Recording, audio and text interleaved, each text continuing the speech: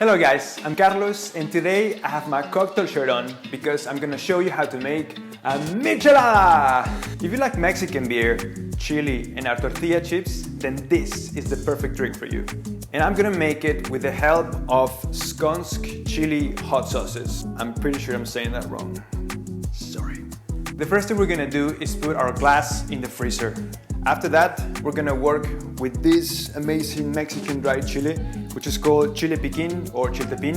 And if you don't have that, you can just use a hot red dried chili powder. We're gonna mix 2 parts of salt and 1 part of this chili once it's powder.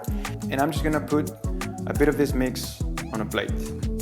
Here I have my chilled glass, and now what I'm gonna do is just rub the lime on the glass rim, and then voila. I'm just gonna put 1 big ice cube there. I'm just gonna add a dash of hot sauce, not a lot because it's quite hot. I'm gonna go for 1/4 ounce of Worcester sauce or Worcestershire. I never know how to pronounce that. After that, I'm gonna go for 2 ounces of tomato juice. Then I'm gonna squeeze 1 lime.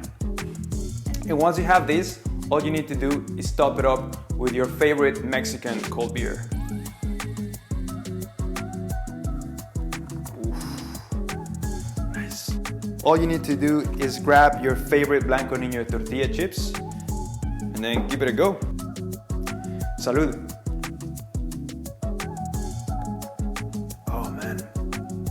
Yeah. Woo! That's spicy. This is a classic and classy Mexican michelada.